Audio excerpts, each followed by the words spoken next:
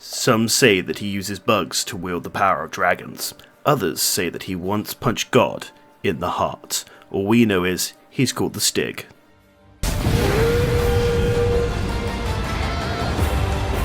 What's up lads, I'm Sira and here is a quick summary of everyone's favourite subspecies. Following a stream from Monster Hunter Festa over this past weekend, it was revealed that we would be receiving a new polar region to the Guiding Lands, similar to the Hoarfrost Reach, and that in conjunction, Stygian Zinogre would be one of 2 new monsters to be introduced.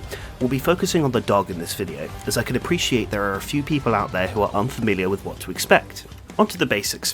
What's the deal with this guy?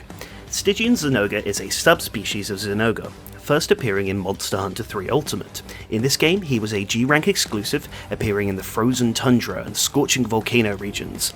The main thing that set this subspecies apart from its electrifying cousin is its ability to harness the mysterious dragon element. Whilst Vanilla Zin uses Fulgur bugs to conduct static electricity, Stygian calls upon Dracophage bugs, an odd pest that eats dragonfell berries and channels the dragon element in the form of black and red lightning. It is this relationship that gives the Hellhound its stark red and grey coloration, and the ability to sweep anything that dares face you in Monster Hunter stories. Okay, we've all shaken hands with what's going to be the next pair of boots that we're going to make. The real reason for this video, however, is to get an idea of what to expect from our next foe. A big, fat, wet disclaimer here, this is not a guarantee, as we know how 5th gen can change monsters for the better, or for the worst. It's merely to cover all the knowledge we have of Stygian thus far to best get an idea of how to take him on. For all we know, Capcom could completely revamp this guy and make it function completely different. But here's what we do know. 3rd and 4th gen Stig took the base species and dialed the combos up to 11. Backflips could be chained from most any attack, projectiles could be summoned almost instantly, and Stygian even gained the ability to move whilst charging up. Couple this with the dragon element's ability to negate the element on your weapon, as well as blinding speed, and you had a recipe for a very intense fight. Honestly, it's the least surprising thing that combined with a devilish aesthetic, it remains at the top of a lot of people's lists, myself included. The other interesting change had to do with the aforementioned Dracophages. Whilst Zinogre's bug summoned attacks were closer to flying projectiles, Stygian takes a more calculated approach.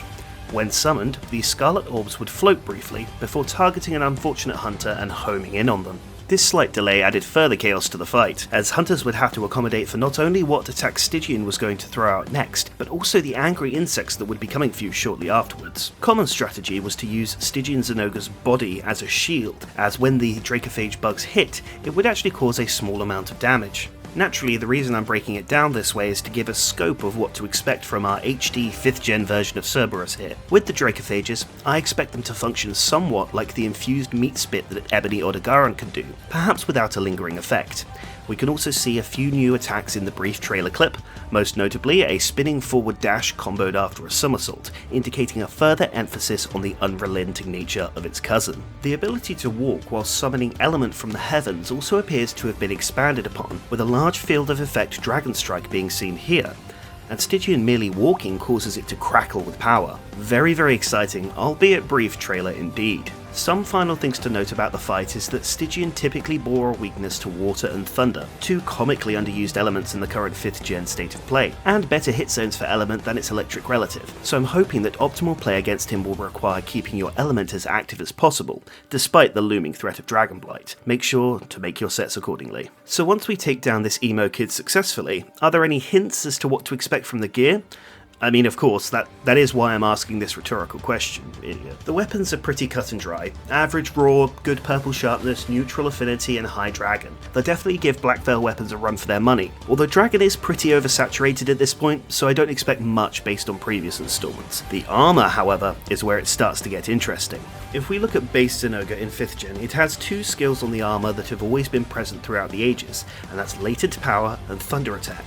Stygian has also had a very consistent skill set in its few appearances, and that is Dragon Attack and Peak Performance. Other skills include Focus and a slight amount of Evasion. The first thing that you notice is that these are incredibly desirable skills in general, especially for Elemental Charge Blade.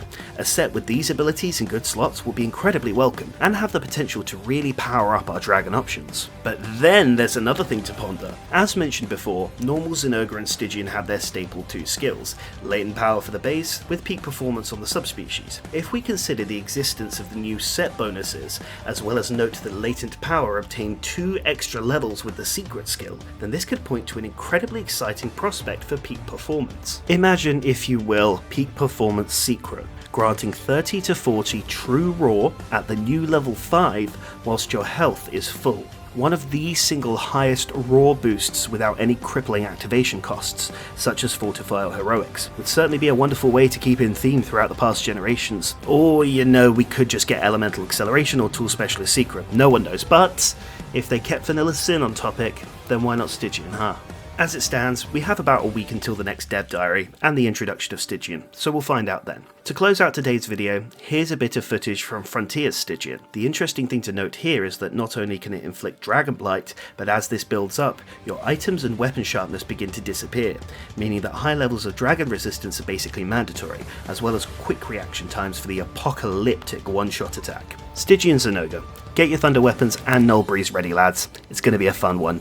Be kind to each other, and I'll see you all next time.